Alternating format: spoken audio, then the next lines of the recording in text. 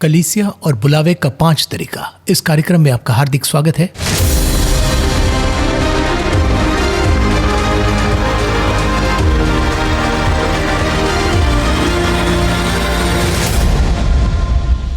पिछले एपिसोड में who is a teacher, teacher का मतलब वो कॉलिंग कैसा रहेगा, उसका हमने बेसिक फाउंडेशन देखा। इस कार्यक्रम को जो देख रहे हैं, अगर आप पिछले एपिसोड को देखकर इसे देखेंगे तो बहुत यूजफुल होगा। इस एपिसोड में एक टीचर, उनके अंदर की भावना को हम कैसे समझेंगे, ये कॉलिंग हमारे लिए है कि नहीं, हम कैसे समझेंगे, और इसके अंदर बुलावे के अंदर जाते समय प्रभु की नजरिया कैसी रहेगी, बाइबल क्या कहती है, ऐसे बहुत से सवाल से हम शुरू करेंगे। Let's welcome brother MD Jagan. Brother Jagan, welcome to the programme. एक टीचर का बुलावा, ये हमने बात कर ली, ठीक है, बेसिकली समझ में आता है।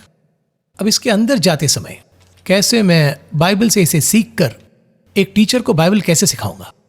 ऐसा है कि पहले तो मेरी जिम्मेदारी क्या है ये समझना होगा। What is my role and responsibilities, तभी जो काम है उसे सही तरीके से कर पाएंगे। देखिए, एक टीचर का काम क्या है अगर ये पूछे तो चर्च के बारे में बाद में कहेंगे, पहले बाइबल कॉलेज देखते हैं। कहिए एक बाइबल कॉलेज है, उस बाइबल कॉलेज का रोल क्या है? वो बाइबल कॉलेज पहले तो सभी कलीसियाओं को एक करता है। अब एक और जो आजकल की गलतियां हैं वो क्या है, बाइबल कॉलेज के सभी लोग तो पास्टर नहीं हैं, वो सभी लोग चर्च में पास्टर नहीं हैं, वो तो सेवकाई चलाने आए हैं, और सेवकाई ढूंढना ही ये तो उनकी बुलाहट है। दूसरी बात, तो सेवकाई के लिए उन्हें तैयार करना ये बाइबल कॉलेज का काम है, इसलिए उसका नाम है बाइबल कॉलेज। पास्टर बनाने का कॉलेज नहीं, बाइबल कॉलेज है। तो बाइबल कॉलेज को क्या करना चाहिए कि उनकी बुलाहट क्या है ये पहले खोज निकालना चाहिए। दूसरी बात, उस बुलाहट में उन्हें तैयार करना है। इन सब को तैयार करने का काम तो शिक्षक का होता है, यानी टीचर का होता है। क्यों? अगर ऐसे पूछे तो चर्च जो सिखाता है, ये लोग बाइबल को पूरी तरह से सिखाते हैं, ये बाइबल कॉलेज में होता है। ये क्या सिखाने वाले हैं? आगे चर्च का एक पास्टर कैसे होना चाहिए, एक पास्टर कैसे बन सकता है, कलीसिया कैसे चला सकता, और बेसिक डॉक्ट्रिन्स क्या हैं, ये सब कुछ उन्हें सिखाते हैं। ये सिखाए बिना, उदाहरण के लिए कह रहा हूँ, ये सिखाए बिना कुछ लोग अभी यानी गुस्से में आकर लड़कर चर्च शुरू करते हैं। अभी जो चर्च चला रहे हैं वो बाइबल कॉलेज पूरा करके ही चला रहे हैं ना। इन दोनों के बीच में निश्चय एक अंतर होगा, चाहे एडमिनिस्ट्रेशन की बात हो या दूसरी बातों में बहुत ज़्यादा फर्क दिखाई देता है। कहाँ जाए तो इस तरह से लड़ झगड़ कर जो इस तरह से आते हैं, इनको अगर आप गौर से देखें तो डॉक्ट्रिन्स में समस्या है। शायद इनमें कुछ बुलाहट के साथ में आए हो प्रभु के पास। देखिए, पतरस था और यूहन्ना भी था। अब पतरस को देखिए, वो तो प्रेरित था, यूहन्ना प्रेरित, लेकिन यूहन्ना से प्रकाशित वाक्य आया। इन सब को देखे तो ये किसी बाइबल कॉलेज में नहीं गए, लेकिन इनकी बुलाहट थी, परमेश्वर ही उन्हें चला रहे थे। ऐसे जो चलने वाले हैं उनके बारे में मैं बात नहीं कर रहा हूँ। क्या है कि एक तरह की सेवकाई के लिए जब आप आते हैं, प्रभु बुलाहट देते हैं, आप इसके बारे में जागरूक होते हैं, तो आगे मुझे उस सेवा में क्या करना है वो मुझे बताने और बनाने के लिए तो निश्चित जो जरूरत है वो एक बाइबल कॉलेज की है। कुछ जगह पर चर्च वो काम करता है। चर्च के पास्टर के साथ ही अगर आप अच्छे से पढ़ते हैं तो वो पास्टर ही आपको बनाएंगे। उसके लिए मेरे पास्टर एक उदाहरण है। मैं हमेशा कहता हूँ, हम किसी बाइबल कॉलेज में नहीं गए, वो एक बाइबल कॉलेज की तरह था, यानी बैठकर वो पढ़ाते थे। इस तरह हो सकता है। तो फिर देखिए, ये जो बाइबल कॉलेज हैं इनका काम क्या है, यानी अगले पास्टर और फिर अगले टीचर, अगले भविष्यवक्ता, अगले इवेंजलिस्ट, सबको तैयार करने की जगह है। तो देखिए, इवेंजलिस्ट में बेसिक डॉक्ट्रिन हो, और पास्टर का, जैसे मैंने पहले कहा, पास्टर के पास पिता का हृदय होता है और वो सिखाते हैं। देखिए, इन सब के फर्क को जानना है, उनको अपने अपने लेवल पर लेकर आने की जिम्मेदारी टीचर की है। तो जो टीचर है वो अगली पीढ़ी के लिए आधार है। कहा जाए तो गिफ्ट्स क्या है उसे आइडेंटिफाई कर रहा है। हाँ, पास्टर के हाथ में जितने भी लोग हैं वो सभी सेवकाई में आएंगे, ऐसी बात नहीं, लेकिन टीचर के हाथ के सभी लोग सेवक बनते हैं। जी हाँ, प्रॉपर बाइबल कॉलेजेस हैं। देखिए, हमारे देश में है, हमारे भारत देश में हैं, विदेशों में भी हैं। तो वहां पर जाकर पढ़कर और वहां पर सत्य को जानकर आने वालों की क्वालिटी अलग होती है। तो वहां पर जो सिखाने वाले हैं वो महत्वपूर्ण है, टीचर। मैंने एक बाइबल कॉलेज में पढ़ने वाले किसी से पूछा था, उनसे बात करते समय वो कह रहे थे, ब्रदर ये सारी बातें हमें बाइबल कॉलेज में नहीं सिखाई गई। इंजीनियरिंग कॉलेज में ईंटें कैसी रखनी चाहिए, सीमेंट कैसे लगाना है, ये नहीं सिखाते। फॉर्मूला वगैरह सब सिखाकर जी। एकेडमिक साइड बहुत मजबूत करते हैं। प्रैक्टिकल साइड की जिम्मेदारी किसकी होती है? स्टूडेंट की उस जिम्मेदारी बच्चे की है। उसी तरह से बाइबल कॉलेज का काम है कि बिब्लिकली हमें बहुत ही मजबूत कर दें, लेकिन आत्मिक रूप में इसे अपनी सेवकाई में लागू करना ये तो हमारा काम होता है। पुराने जमाने में आपने ये देखा होगा, डीजल इंजन को शुरू करने के लिए वो बटन पकड़कर खड़े रहते हाँ। थे। उसे हीटर कहते हैं। जी, हीट होने पर हीट होने पर शुरू होता है। ये हीटर का काम बाइबल कॉलेज का है। वो हीट करके छोड़ देते हैं, उसके बाद शुरू करके चलाने का काम इनका होता है। बाइबल कॉलेज की जो लिमिट है वो ये है कि आपको तैयार कर दें। वो सब कुछ नहीं सिखाएंगे। कुछ लोग कहते हैं बाइबल कॉलेज में प्रकाशित वाक्य नहीं पढ़ाते, प्रकाशित वाक्य के पहले 3 अध्याय सिखाते और उसके बाद नहीं सिखाते। सब कुछ पूरे डिटेल से वो नहीं सिखा सकते हैं, यानी प्रकाशित वाक्य। तो वो क्या करते हैं, एक हद तक सिखाकर बाइबल कॉलेज में अगले लेवल पर आगे भेज देते हैं। लेकिन आपको जो टीचर मिलते हैं उनके हिसाब से आप कैसे आगे बढ़ते हैं ये अलग बात है। देखिए, अभी कुछ पास्टर्स से बात करते समय वो कहते हैं ये टीचर, बाइबल कॉलेज के जो मेरे टीचर थे वो बहुत अच्छे से सिखाते थे, बहुत एक्सप्लेन करते थे, बहुत अच्छे थे, ऐसे वो कहते हैं। तो कुछ लोग कहते हैं हम आकर ऐसे बैठ के जाते हैं, वो कुछ भी नहीं सिखाते हैं। तो हम उस जिम्मेदारी को समझकर अगली पीढ़ी हमारे हाथों में है, मुझे करना होगा। इस तरह से ये बाइबल कॉलेज का काम है, ये उस बाइबल कॉलेज के टीचर का काम है।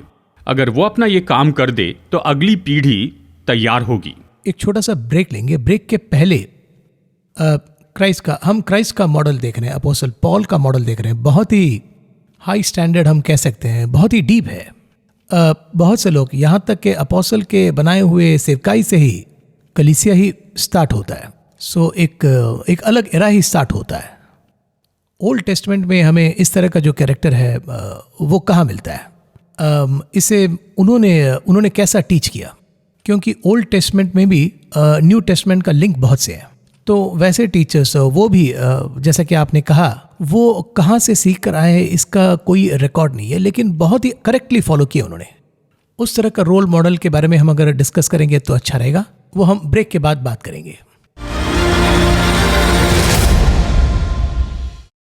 पैराबल इसका मतलब ही सभी इसे कहानी समझते हैं या फिर बहुत ही आसानी से समझने लायक जीसस क्राइस्ट द्वारा बताया गया एक स्टोरी टेलिंग समझते हैं। लेकिन अगर आप देखेंगे तो मैथ्यू, मार्क और लूक बहुत से पैराबल्स को रिकॉर्ड कर रहे हैं, लेकिन हर एक पैराबल के अंदर जो डीपली जाते हैं वो ये समझेंगे कि इसके अंदर एक हेवनली सीक्रेट्स है। इस हेवनली सीक्रेट्स में चाबी डालकर इसके अंदर के ट्रेजर को मैं कैसे निकालूं, अगर ये मुझे समझ में आ गया तो मैं भी हेवनली सीक्रेट्स के अंडरस्टैंडिंग में उसके डायमेंशंस के अंदर जा पाऊंगा ना। ब्रदर, आप जो कह रहे हैं वो 100% सही है। एक एक दृष्टांत में एक एक रहस्य है। यीशु मसीह ने ये दृष्टांत ऐसे ही नहीं कहे, इसके पीछे बड़ा खजाना है। यीशु ने उसे छिपा कर रखा और उसे प्रकट करना भी चाहते हैं। हम इस कार्यक्रम के द्वारा उस दृष्टांत में जो रहस्य है उन रहस्यों को देखने वाले हैं। दृष्टांत और रहस्य, इट्स कमिंग सून, मिस मत कीजिएगा।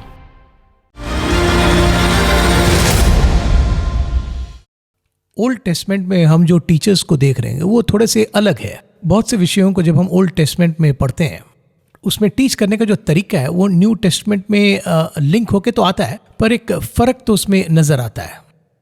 तो उन टीचर्स में कौन से कैरेक्टर को हम देख सकते हैं? रोल मॉडल किसे कह सकते हैं? पुराने नियम को देखें तो बहुत से ढंग से सेवकाई को बनाया गया है। उदाहरण के लिए वचन पढ़ाने वाले और न्याय करने वाले, और फिर उस समय में ज्ञान रखने वाले और भविष्यवक्ता, ऐसी बहुत सी सेवकाई विकसित हुई। जी हाँ। वैसे वचन पढ़ाने वाले, इसी तरह से न्याय करने वाले, वचन पढ़ाने वाले, ये बहुत ही महत्वपूर्ण लोग थे। अगर आप एक खास चरित्र या व्यक्ति के बारे में कहेंगे तो मैं एजरा कहूंगा। पुराने नियम का ये तो है बेस्ट टीचर। एजरा का काम ही टीचिंग का था, यानी कि बेबीलोन से वापस आते समय 70 साल बाद वापस आते समय वो 3 हिस्सों में आए। उसमें एक पार्ट अगर देखें तो वो है जरूबाबेल, दूसरा भाग नेहमिया, तीसरा भाग एजरा। एजरा तो बाइबल टीचर था।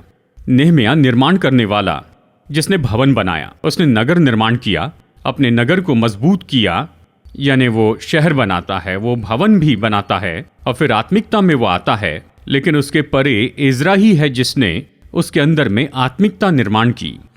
होली साइट तैयार हो गई, लेकिन उनमें आत्मिकता लाना एजरा का काम था। तो एजरा ही उन्हें हर विषय के बारे में बताता है। तुम कौन सी गलती कर रहे हो, तुम क्या कर रहे हो, और कहा जाए तो वहां से आते वक्त जो नया साल है सब कुछ वो सिखाता है, टीच करते ही जा रहे टीच हैं। किया। यही एक टीचर का सबसे महत्वपूर्ण काम है। अब देखिए कि हमारे अंदर एक परंपरा होती है, ट्रेडिशन, ये तो स्वाभाविक है। देखिए हम लोग जो भारतीय हैं, इंडियन, हम जो कुछ भी फॉलो करते हैं वो सब हमारे अंदर है। यूरोप में देखा जाए तो यूरोप की परंपरा शामिल होती है, अमेरिका में जाए तो अमेरिका की परंपरा आती है। तो फिर एक टीचर का काम क्या है? बाइबल की शिक्षा में मिलावट नहीं करनी है, उसको अलग कर देना है। देखिए इस्राएली लोग बेबीलोन से आए थे, बेबीलोन की परंपरा उनमें आ गई थी। बेबीलोन की परंपरा को एजरा हटाता है, रिमूव करता है, रिमूव करके शुद्ध तरीके से फॉलो करवाता है। ये एक टीचर का काम है। अभी हम जो आज के बाइबल टीचर है हमारा, यानी बाइबल टीचर का काम क्या है पूछे तो, यानी हमारी स्पिरिचुअलिटी में अभी यहाँ की बहुत परंपराएं हैं, क्योंकि अभी चर्च को बनकर 2000 साल हो गए। इन 2000 साल में बहुत से ऐसे विषय भीतर आ गए हैं। बाइबल टीचर कहेगा ये सही है, ये गलत है, ये क्यों नहीं करना है, ये सब कुछ वो बताता है, लोगों को बताता है, और लोग इसे अपनाते हैं या नहीं अपनाते ये उनकी मर्जी है। बहुत से टीचर्स की परेशानी क्या है ये पूछे तो मैं बता रहा हूँ लोग नहीं सुन रहे हैं तो मैं इन्हें बताना ही बंद करता हूँ। मैं बता रहा हूँ लोग मुझे दूर कर रहे हैं इसलिए नहीं बताता। तो फिर हम क्या सोचते हैं? लोग जिस बात को अपनाते हैं उसे ही बताना है। बाइबल कहती है सत्य बताने के कारण मैं क्या बन जाता हूँ? उनका शत्रु बन जाता हूँ। अगर सत्य बताऊंगा तो वो मुझे डांटेंगे। देखिए कई बार ऐसा होता है कि बाइबल में जो सत्य बताया है लोग उसे गलत फॉलो करते हैं, तो इसके बारे में उन्हें टोकना ही टीचर का बड़ा काम है। ये काम इज़रा करता है, आगे वही काम पौलुस करता है। इसे समझो कहता है, मैंने कितना बताया, तुम उनसे हट गए हो। ऐसे इस तरह पौलुस कहता है वो प्रेरित है, प्रचारक है, अन्य जातियों के लिए प्रचारक है। लेकिन बाइबल में जो किताबें हैं वही हमारी शिक्षा है, चाहे कम्युनियन हो या फिर एक परिवार हो, चाहे सेवकाई हो, सबके बारे में उसने डीपली लिख रहे हैं, गहराई से लिखकर टीचिंग की सेवकाई अच्छे से की है। टीचिंग पर उसने काम किया, और वो भी 13 पुस्तकें 13 बुक्स अगर लिखे तो बहुत ही ऐसा है कि सबको वो अलग अलग तरह से लिखता है पवित्र आत्मा के द्वारा, उसकी अगुवाई में सबको अलग अलग लिखता है। तो वो क्या करता है, 13 किताबों में वो सिखाता है पति को कैसे होना है, पत्नी को कैसे होना है, बच्चों को कैसे होना है, एक पास्टर को कैसे होना है, चर्च को कैसे होना है, सब लिख दिया है। हर एक को योजना बताता है। कहने पर फिर से कहता है जब मैं फिर आऊंगा तुम्हें और भी आगे बताऊंगा। वही है टीचिंग, एक टीचर का काम। उस वक्त उसने जो किताबें लिखी थी 2000 साल से हमारी बाइबल में है। जी हाँ, ये बर्डन तो एक टीचर में होता है। गलत है तो गलत कहना है। पतरस जो है इसका सीनियर है, वो प्रेरित था। पतरस यीशु के साथ रहा था, उन्हें देखा, उनसे मिले जुले, उनके साथ ही उसके साथ रहा। इनको ही अधिकार दिया गया था कि देखते रहना है। पर जब वो गलती करता है तो पौलुस को गुस्सा आया। पौलुस कहता है ये मनोदशा एक टीचर में होनी चाहिए। उसे कैसे एक्सेप्ट कर रहे हैं, देखिए उसे कैसे मैग्नोनिमसली एक्सेप्ट कर रहे हैं ना। वो देखिए वो पतरस की क्वालिटी है। हाँ वही कह रहा हूँ, वो भी तो है वो ना। भी है। कितने लोग इसे लेंगे? हाँ ठीक है, आप एक टीचर हो, आप कह रहे हैं, आपको एक जगह बुला रहे हैं, आप बाइबल के विषय को सख्त सिखा रहे हैं क्योंकि आप एक टीचर है। उसे मैग्नोनिमसली लेकर ये हमारे अच्छे के लिए ही कह रहे हैं, ये जो स्वभाव है ना उसमें भी एक लर्निंग है ना। वही तो वो वहां पर अच्छे से बता रहा है। जो टीचिंग है वो क्या करती है, वो तसल्ली नहीं देती है ना। टीचिंग हमें शुद्ध करती है। अगर एक टीचर को बुलाते हैं तो वो क्यों आते हैं? करेक्ट करने के लिए, सुधारने के लिए आते हैं। चर्च तो 80% शुद्ध है अगर इस तरह से कहे तो बाकी 20% नहीं है, उसे ठीक करने के लिए आते हैं। अब लोग क्या सोचते हैं, हम 80% बिल्कुल ठीक हैं, इसके बारे में आप बात ही नहीं करते हैं, उसके बारे में आप बात कीजिए। अगर कोई हॉस्पिटल में जाता है, कहिए कि उसे कोई अपेंडिक्स की परेशानी है, ऑपरेशन करवाना है, तो क्या डॉक्टर से ये कहेंगे बाकी पूरा शरीर तो पूरा तंदुरुस्त है, इसमें से इस छोटे से अपेंडिक्स को ही आपको निकालना है? वही खतरनाक है। निकालना होगा, ऑपरेशन नहीं करेंगे तो बस्ट होगा। इसी तरह से चर्च कैसा होना चाहिए? बाइबल कहती है बेदाग बेझुर्री चर्च होना चाहिए। कलीसिया में कोई घिनौना या झूठा, कोई गलत काम करने वाला नहीं होना चाहिए। ये सब नहीं होना चाहिए। तो इसे दूर कौन करेगा? टीचर ये तो एक टीचर का काम है। वो जो कहते हैं वैसे ही करना है। पास्टर सबको बताते हैं, पर बहुत जगह पर लोग पास्टर की बात नहीं मानते हैं। रूटीन हमारे ही पास्टर है ना। देखिए इस तरह से वो कोई बहाना बनाकर चले जाते हैं। बहुत से पास्टर ये बात हमको बता चुके हैं। यही मैं भी कह रहा हूं, ये लोग नहीं सुनते हैं। आप कहे तो शायद सुनेंगे, क्योंकि जब कोई नया व्यक्ति आकर कुछ कहता है तो उसे अपनाने की इच्छा होती है। कई बार देखिए अभी यही तो हो रहा है। वो तो एक टीचर बने हुए हैं एक विषय में, एजरा जैसे। आप जो कर रहे हैं वो गलत है। अगर आप पुराने नियम में अच्छे से देखें तो उसका ठीक करने का अपना एक अलग ढंग था। वो एक ढंग फॉलो कर रहा था। थोड़ा टफ होगा, मुश्किल होता है, कठिन होता है, पर परवाह नहीं करते हैं। उसके हिसाब से इस्राएलियों का ऐसे होना है, मॉडल होना है, प्रभु के लिए सच्चा होना है। वही बोझ आज हम में होना चाहिए। एक और नजरिया से सख्त तरीके से टीच करने पर भी बार बार हम यही देख रहे हैं कि जब वो मौजूद हैं तब जनता इसे अच्छी तरह से रिसीव कर रहे हैं, और उनके समय के बाद हम इस बदलाव को देख रहे हैं। तो मेरा ये सवाल है, एक बहुत ही बढ़िया टीचर वो एक तरफ, तो उस टीचर का कर्तव्य क्या होना चाहिए? मेरे बाद भी एक दूसरे टीचर को रेडी करना है, मेरे जगह पर उसे भी आना, ये बर्डन भी उस पैकेज के अंदर आता है क्या? जी हाँ, इनके जाते वक्त जी, पौलुस तो तिमोथियुस को तैयार करके जाता है। वो ये कहता है, तुम्हारे पास भेजने के लिए मेरे पास तिमोथियुस के अलावा और कोई नहीं है। देखिए वो अगली पीढ़ी को तैयार करता है। देखिए चर्च में एक पिता उसका बेटा अच्छा रहे सोचता है, यानी एक कलीसिया उनके बाद भी अच्छे से रहे ये सोचता है। उसी तरह एक टीचर उनके बाद को इसे जारी रखे ये कोशिश करते हैं, क्योंकि यीशु मसीह के आने तक कहिए कि आप अच्छे से नहाकर बाहर जाते हैं, वापस आने पर आपको पता भी नहीं रहता कि आपके चेहरे पर धूल जी है, हाँ। थोड़ी सी डस्ट, मुंह धोने पर ही हमें वो डस्ट दिखेगी। उसी तरह से यीशु मसीह के आगमन तो भूमि पर पाप है, वो तो हमारे जाने बिना ही हमारे आसपास रहता है। उसे धोकर निकालना ही ये टीचर का काम है। चर्च के टीचर वो प्राइवेट टीचर भी हो सकते हैं, साधारण टीचर। देखिए जब टीचर आकर बात करते हैं, उनकी गहराई में जाते वक्त अनजाने में उनके अंदर बहुत से काम होते हैं, उन्हें बाहर लाना है। तो देखिए ये तो टीचर का सबसे महत्वपूर्ण ऐसा पार्ट है, वो उन्हें समझना होगा। क्या समझना है कि मैं इस पीढ़ी को तैयार कर रहा हूँ, क्लीन कर रहा हूँ। अब ये उदाहरण तो कहना अच्छा होगा ताकि लोग समझ पाए। कलीसिया के बारे में कहे तो बेदाग और बेझुर्री कलीसिया। बेदाग बेझुर्री कलीसिया यानी जिसमें दाग न हो, झुर्री यानी सुकड़ी हुई। ये दाग और झुर्री हटाने का काम किसका है? ये धोने का काम किसका है? यानी एक धोता है, दूसरा प्रेस करता है, दोनों की जरूरत है। ये सब मिलकर कर सकते हैं। धोते समय गंदगी जाएगी, जैसे कि हम घर में कपड़े धोते हैं। हाँ। धोने के बाद में अगर गंदगी नहीं गई, थोड़ी सी गंदगी है, तो क्या करते हैं? ड्राई क्लीनिंग के लिए देते हैं। कुछ लोग क्या करते हैं कि डालते हैं स्टेन रिमूवर, फिर भी नहीं जाता है तो अंत में क्या करते हैं? हमें ड्राई क्लीनिंग में देना होगा, वही से निकालेंगे। तो ऐसे में जो काम मुझसे नहीं हो सकते हैं उसके लिए मुझे क्या करना चाहिए? किसी और को अपॉइंट करना है। वही बात तो टीचर का काम है। एक चर्च में पास्टर जो भी कहते हैं, एक लिमिट के बाद लोग सुनते ही नहीं हैं, बहाने बनाते हैं, क्योंकि वो तो पिता है ना। पिताजी कहते हैं तो बहाने बनाते हैं, तो ही वो ड्राई क्लीनिंग के लिए देते हैं।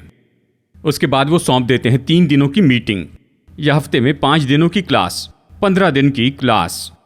वो ऐसे मारते मारते हैं कि लाल हो जाएंगे, पता है।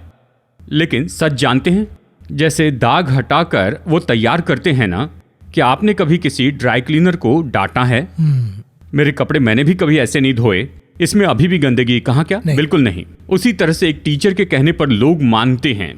मैं हमेशा इस तरह कहता हूं, एक बुलाहट वाला टीचर आए तो गंदगी हटानी है तो वो स्वीकार करेंगे। तो एक टीचर का जो काम है, इस पीढ़ी को तैयार करना है, अगली पीढ़ी को भी तैयार करना है, इन्हें शुद्ध करना है और तैयार करना है। क्या चर्च इसे मानेगा, मदद करेगा? नहीं, मैं खुद देखूंगा, मैं खुद करूंगा, तो मुश्किल है। अब देखिए वहां पर याजक थे और यीशु आए। याजकों को ये पता नहीं था कि जो हम कर रहे हैं वो गलत है, वो परंपरा में आए थे, यानी वो जो कर रहे थे वो परंपरा के अनुसार नहीं था। ये कहने के लिए टीचर की जरूरत थी। इस्राएली लोग 70 साल तक बेबीलोन में थे। वो जो कर रहे थे वो गलत है क्या? उन्हें पता नहीं था। वो जो कर रहे हैं वो गलत है, ये बताने के लिए कौन आया? एक टीचर आया। अभी देखिए चर्च को देखते हैं। चर्च को देखते समय वो कह रहा है, इतनी जल्दी तुम खराब हो जाओगे, ये मैंने कभी नहीं सोचा था। तो जब ये सब देखते हैं तो इसे ठीक करने के लिए कौन आता है? पौलुस एक टीचर आता है। अब ये बहुत ही महत्वपूर्ण बात है टीचिंग मिनिस्ट्री की। इसे जब वो करके ये कहते हैं, सबसे महत्वपूर्ण ये है कि दाग हटा दे। अगली पीढ़ी को बनाने के लिए ये सबसे महत्वपूर्ण ऐसा काम है।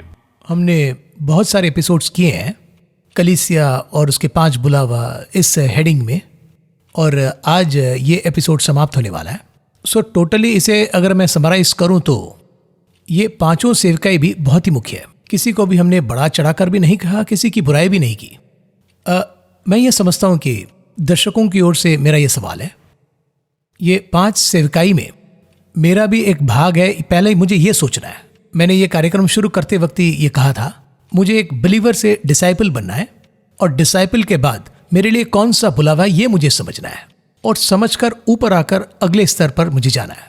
तो इस जर्नी को मैं बहुत ही एंजॉय करके प्रभु के अगले स्तर पर मुझे पहुंचना है। ऐसा पूछने वालों के लिए आप आखिर में क्या बताना चाहते हैं? अंत में यही लेना है, चर्च में जितने भी लोग आए उनकी एक बुलाहट है, क्योंकि बुलाहट के समय राजा और याजक होने के लिए बुलाया है। फाउंडेशन याजक की सेवकाई में हमारा पार्ट क्या है, इसके लिए पहले हम में ये इच्छा होनी चाहिए। डिजायर यानी जब उनमें इच्छा होती है, परमेश्वर इच्छा और कार्य को करते हैं। इच्छा देते हैं मतलब परमेश्वर हमें एक रुचि देते हैं। परमेश्वर आपके इस सेवकाई में चलाते, यही अर्थ है। कुछ समय में परमेश्वर आपके साथ में ऐसा ही करते हैं, या फिर उसके ऊपर आपको एक अलग सी रुचि देते हैं, या फिर वो आपको अलग रुचि देते हैं। देखिए, ये तो एक चिन्ह है, यानी वो रुचि रखते हैं। कुछ लोगों को देखे तो मिशनरी सेवकाई में दिलचस्पी लेते हैं, मिशनरी किताब पढ़ते हैं, बहुत ही जुनून से बोझ रखते हैं। अचानक किसी मिशन पर जाकर वापस आते हैं, उनके अंदर वही भरा होता है। तो वो आता है, जैसे ही वो आए प्रभु आपको चलाते हैं। जब आधे में आपको ये पता चले तो उसके लिए आपको आत्माओं को जीतना है। साथ ही एक पास्टर हो या चरवाहा हो, बाइबल कॉलेज में जाना है या पास्टर बनना, ये सब प्रभु ये बताएंगे। टीचर के रूप में टीचर से सीखना होगा, या बाइबल कॉलेज में सीखना होगा। कहिए कि एक पास्टर टीचर हैं, उनसे सीखना होगा, वो ये काम करते हैं। या एक इवेंजलिस्ट का एक बर्डन होता है, वो चुप नहीं रह सकते, यीशु के बारे में किसी को बताना होगा। यानी इस तरह हर एक सेवकाई के लिए एक एक ओपनिंग होती है। तीसरी बात, उस ओपनिंग के लिए क्या करना है, हमें फायदा उठाना होगा, उपयोग करना है, फायदा उठाना है। बहुत से लोग झिझकते हैं, बिना झिझक के आपको ये करना है। अंत में प्रभु आपके लिए द्वार खोलेंगे और तभी वो कहेंगे तुम इस बुलाहट के लिए बने हो। तब तक ये बुलाहट नहीं जानते हैं, क्योंकि उनकी उसमें एक रुचि होती है। तब प्रभु इस तरह से कहते हैं कि तुम इस बुलाहट के लायक हो। जब ये कहते हैं, इसका मतलब सेवकाई शुरू हो रही है। तब तक देखे तो शायद 10 साल, 15 साल, 20 साल प्रभु उनको तैयार करते हैं, यानी सेवकाई के लिए तैयार करते हैं। या कहिए कि प्रैक्टिस हो गई है, या कहिए कि एक तरह से इंटर्नशिप हो गई है, और इस तरह से वो आगे बढ़ते हैं। सो इक्विपिंग बहुत मुख्य है, उसके बिना ये नहीं हो सकता। हाल ही में आपसे बात करते हुए प्रभु की एक बात याद आई। वो क्या है कि नूह का जहाज केवल 1 साल की सेवकाई करता है, जल के ऊपर रहता है। करेक्ट। तैयारी तो 100 साल की है। उसके बाद देखिए, जिसने 40 साल सेवकाई की, मूसा, उसकी तैयारी के लिए 80 साल लग गए। बाद में 3 साल सेवा करने वाले यीशु, उनकी तैयारी के लिए 30 साल लग गए। ये जो तैयारी के साल है ना, वो बहुत ही महत्वपूर्ण और कीमती हैं। उसे हम उतनी आसानी से नहीं ले सकते। तो जब प्रभु की ओर से मैं इसे देखता हूं, यानी जहाज बनाने के लिए 100 साल लगा दिए 1 साल की सेवकाई के लिए, ऐसे में ये तो थोड़ा सा निगेटिव ऐसा दिखाई देता है। प्रभु कहते हैं तुम सोचते रहो, यानी 1 साल की सेवकाई चलाने के लिए, लेकिन पिछले 4000 साल से लोगों की वही तो सेवकाई कर रहे हैं। उससे ही लोग फले और फूले हैं। मूसा ने 40 साल सेवकाई की, 80 साल तैयारी की, लेकिन उसकी संतान व्यवस्था के अनुसार 2000 साल से पृथ्वी पर हैं। यीशु ने 30 साल तैयारी की, 3 साल सेवकाई की, उसकी क्षमा 2000 साल से पृथ्वी पर है। सेवकाई कैसे करते ये महत्वपूर्ण नहीं है, सेवकाई अगले स्तर पर इक्विपिंग ले जाते हैं, ये महत्वपूर्ण होता है। वही be prepared and prepare others. एक टीचर जैसे तैयार करते हैं, वो व्यक्ति कितने साल सेवकाई करेगा नहीं जानते हैं। शायद बाइबल कॉलेज में 3 साल सिखाएंगे, पर अगले 30 साल सेवकाई करनी है। करेक्ट। उनके द्वारा कितने लोग टीचर बनेंगे। इसलिए प्रभु के द्वारा मैं हमेशा जानता हूं, प्रभु कहते हैं तुम बिली ग्राहम बनो या न बनो, तुमसे बिली ग्राहम बनना चाहिए। सेवकाई इस तरह होनी चाहिए। मुझे एक बड़ा आदमी बनना है, वो अलग बात है, लेकिन हमसे दुनिया को देने वाला कोई चाहिए। तो ये टीचिंग मिनिस्ट्री बहुत ही महत्वपूर्ण है। सभी सेवकाई है, उनमें टीचिंग सेवकाई मुख्य है। बेस्ट टीचर बनाने वाले टीचर्स हैं।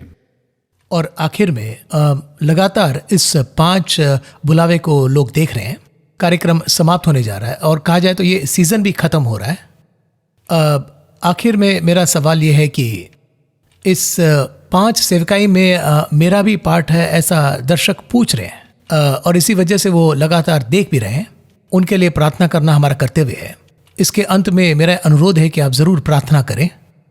उसके अलावा मुझे वो not only coming into the calling anointing, मुझे अगले स्तर पर जाना है। ये जो उत्साह है ना, वो जो पुश है, क्योंकि हम अभी तो एंड टाइम्स के बारे में बहुत बात कर रहे हैं। We can not take it lightly, there is an urgency. हम ऐसे समय में नहीं है जहां हम ये कह सकते हैं कि चलो देख लेंगे यार। तो उससे भी हमें दर्शकों के लिए, उन्हें भी ये स्पिरिट ऑफ अर्जेंसी आने के लिए आपके प्रार्थना में शामिल कर लिए, मेरी इच्छा है। तो ये कार्यक्रम का अंत हम प्रेयर से करेंगे। चलिए। देखिए, कहिए तो ऐसे बहुत से लोग चाहिए। एक तरफ स्वर्ग में लोगों को ले जाने के लिए हमें टीचर्स की ज़रूरत है, एक तरफ कलीसिया में एक पास्टर तो होते हैं। वैसे ही भविष्यवक्ता की ज़रूरत है, भविष्यवक्ता चाहिए, बेस्ट प्रॉफिट्स। ये सब मिलाकर हम मिलकर सेवकाई करें, ऐसी जगह आ चुके हैं एक मन होकर।